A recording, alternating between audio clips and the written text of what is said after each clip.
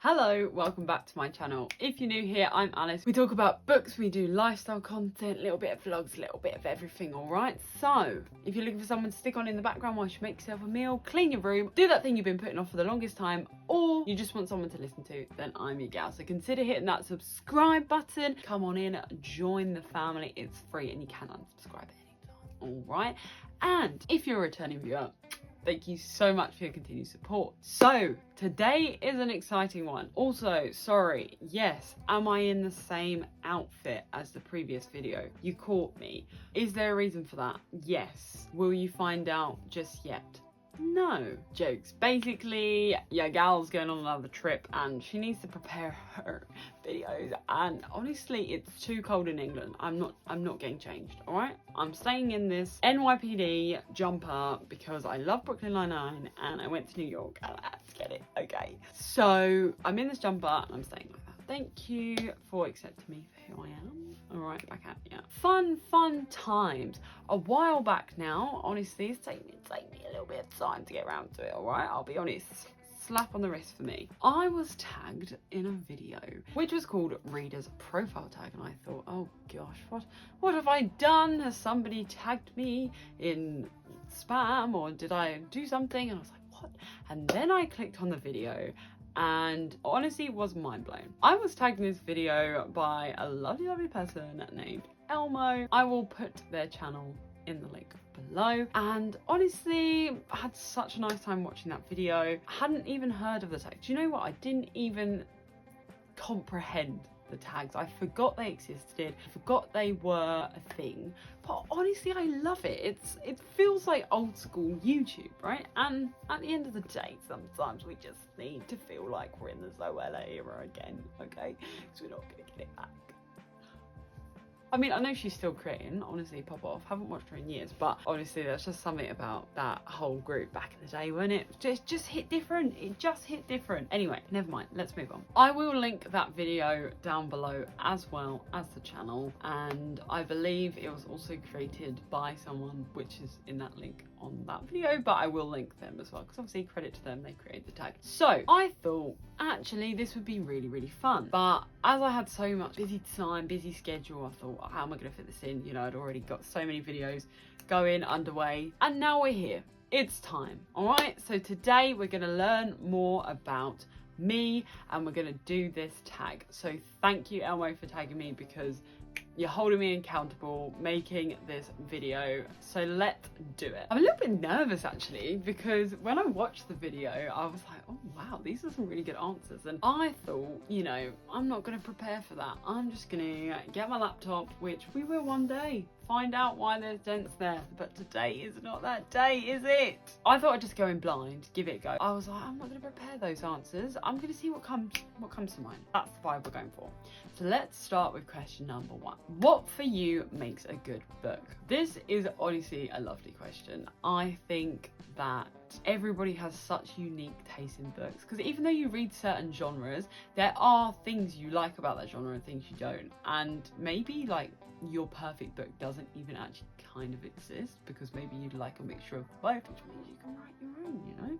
So what for me makes a good book? First of all, I need to have some kind of connection with the characters. I need to feel that I'm either rooting for them or I'm kind of feeling their emotion, some kind of connection where I genuinely care about the people in the book. Because if I don't care about the people in the book, I'm not invested, I'm not getting into the plot, I'm not, honestly, it sounds really horrible, but I just couldn't care less about them, right? And sometimes I've read a book and I've been like, well, that's been a really good book, but I really didn't connect with the characters, and then it never ends up being one of my favorites.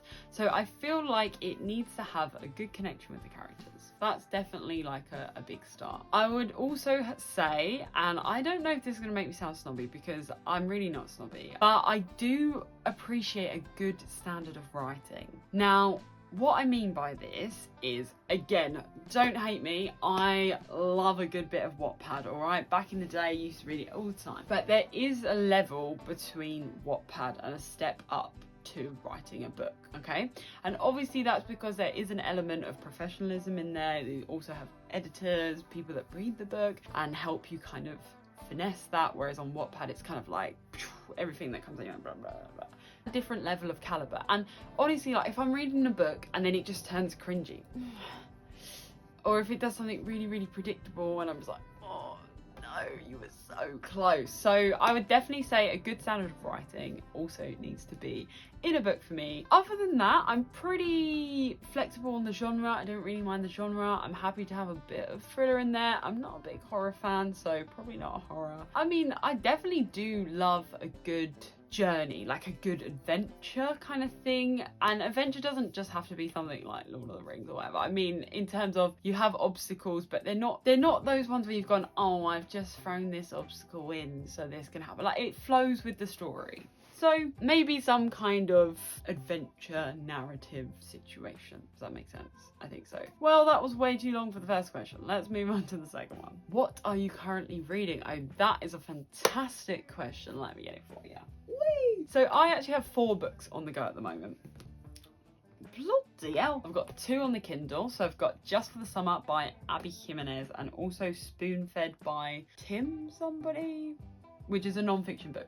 75 hard. That's, if you haven't watched that video, go watch that. So that's for when I've been on trips. Obviously it's easier to take the Kindle, so I've had that on the go as well. Then physical copies wise, we've got Why We Sleep, which I am getting very close to finishing. I'm pretty sure then we'll only have a couple days left of this book, and then we're starting our spooky season, as you have seen in the video earlier this week, reading Wrong Place, Wrong Time. Now, I'm not going to make any comment on this because you have to go back and watch the video.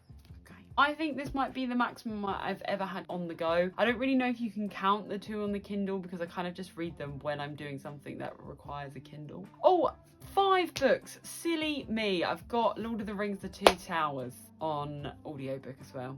So I don't know what to say. I just like reading, okay? Number 3. What's the last book you didn't finish and why? Now, fun fact, I have never DNF'd a book, never. But what I have done is skim read. So I will get the gist of a book, but I have actually never just put something back on my shelf and not finished it, which I don't know if that's some kind of compulsive thing.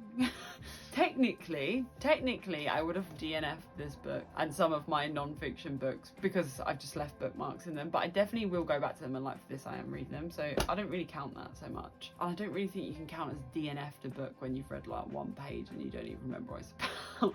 But the book, I will tell you about the books that I've skim read. So I've skim read 2 books in my life. First one was, actually they were both Taylor Jenkins Reid. Oops, sorry.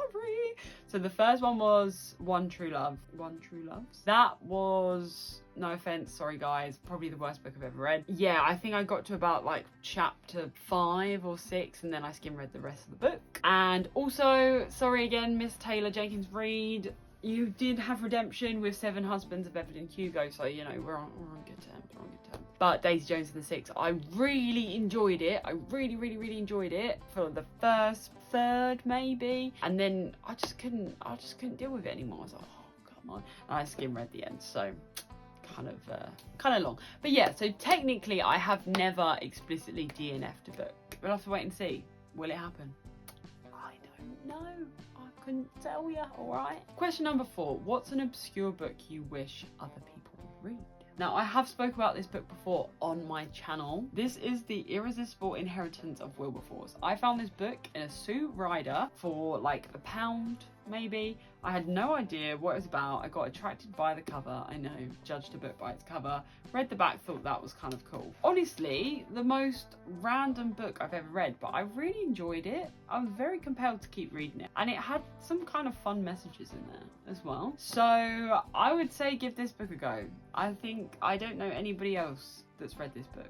Yeah, so if you have, let me know. Another book I also would recommend in this category, it's not technically obscure because it is a classic, but I don't think as many people know about this book as they should. Do you know what I mean? So this is Flowers for Algernon, or Algernon, however you want to say it. This is a fantastic book.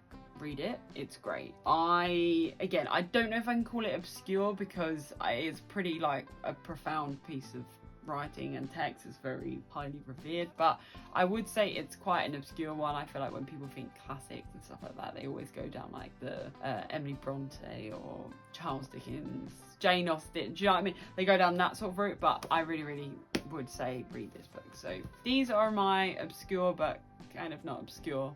This one definitely is. Recommendations. Have fun, alright? What's the longest book you've ever read? That is a question. I mean, Secret History is pretty long.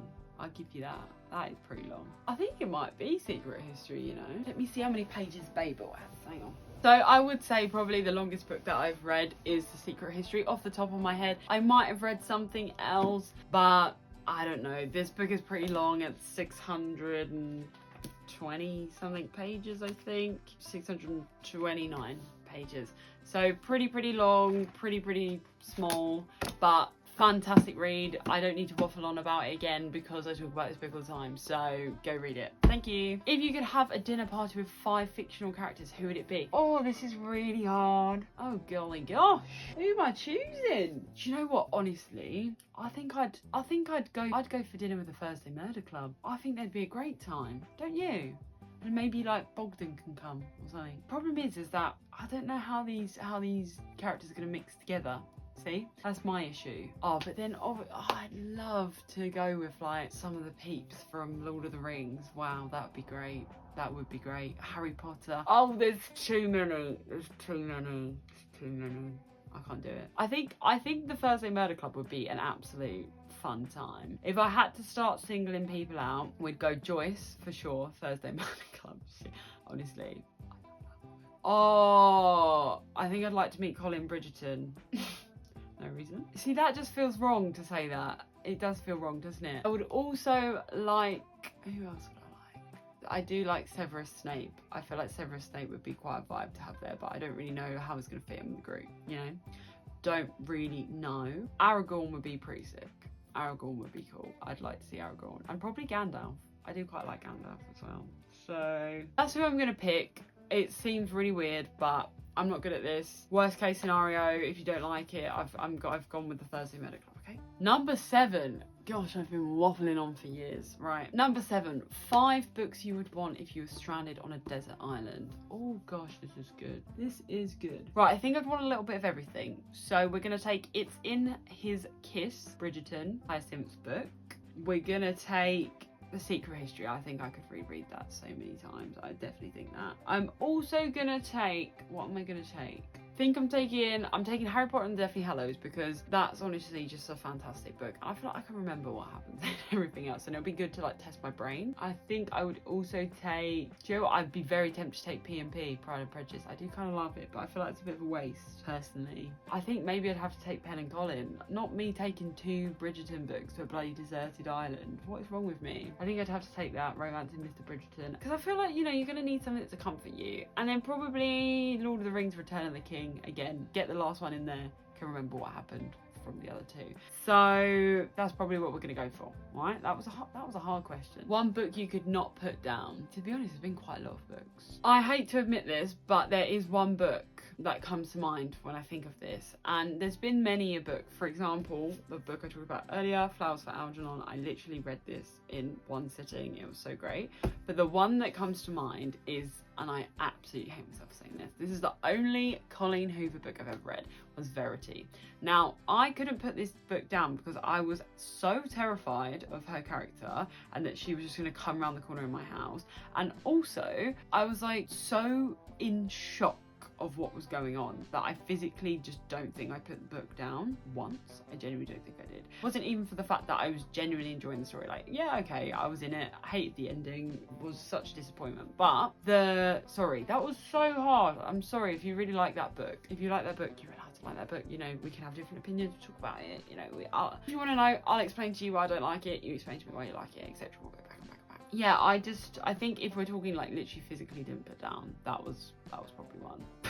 I did read that in a sitting. I think I also have had a couple of other books that I've read in one sitting before. I think I read Before the Coffee Gets Cold in one sitting. I think I read the first Thursday Murder Club in pretty much one sitting as well. I was very much into that. I've read some of the Harry Potters in one sitting. Like, I think I read the first one like years ago, straight into it.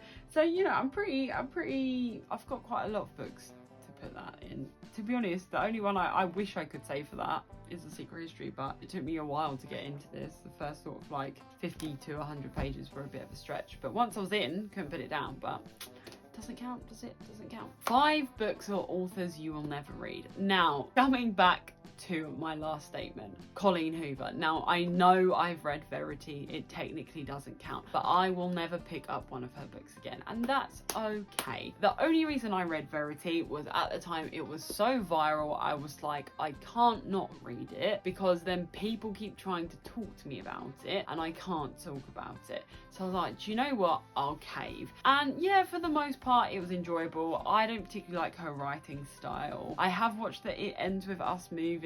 No interest to read the book at all. I just think it just doesn't gel too well with me. An author that I've had on a never read for a very long time, but I actually think I will read, is Stephen King. I've been meaning to read my first Stephen King for a very long time. I have one on my shelf. It's Billy Summers. It's one of the more tame ones. It's more like a war thriller, that kind of thing, rather than It or Misery, any of those. It's not that, okay? It's not that. It's too much for me, all right? Too much. So he's been on my list for a very long time, but again, he might actually come off. Who else we got? To be honest, I cannot see me picking up another Taylor Jenkins Reid book ever.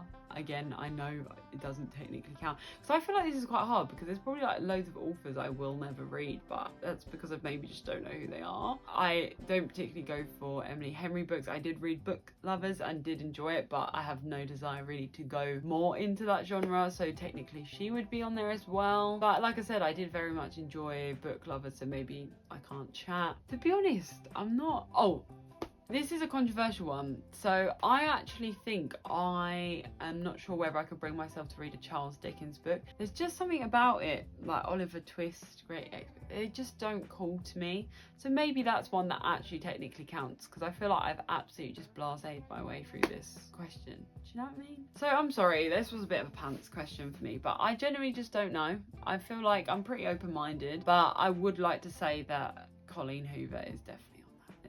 I'm sorry, it's just not for me. It's not for me, and that's okay. Maybe what I read is not for you. Let's get on with this final question. If you were to write a book, what would it be about? Now, that is a fantastic question for me to know and you to maybe one day find out.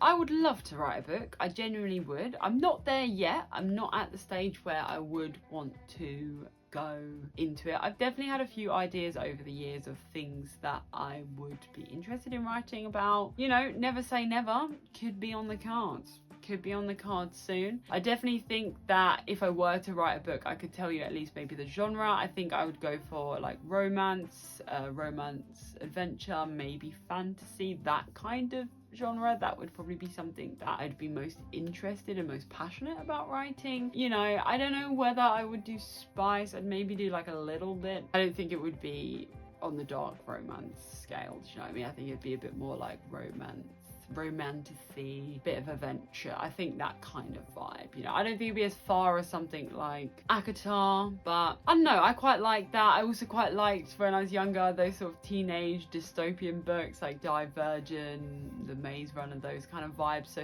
maybe something influenced by that. Who knows? All right, so you'll have to stick around and see. Well, I have been waffling on for so long. Thank you so much for watching this video. I would love to tag some more YouTubers. I genuinely don't know anyone, okay? I'm getting to know people. So if you have some other favorite book YouTubers, tag them in the comments below, get them to do this tag, and this is me telling you, you are being tagged, okay? You're being tagged. And even if you're not a reading YouTuber and you want to start making content, you want to start making videos and you want to do this tag, then I'm also tagging you, okay? You go and do this, answer these questions, which I will put in the description below, and you know, just have a good time with it. All right, this was fun. We were just chatting, being ourselves, having a good time. All right, without further ado, thank you so much for watching. I hope you enjoyed this video. Don't forget to give it a big thumbs up, smash that like button, and don't forget to subscribe. Have you subscribed?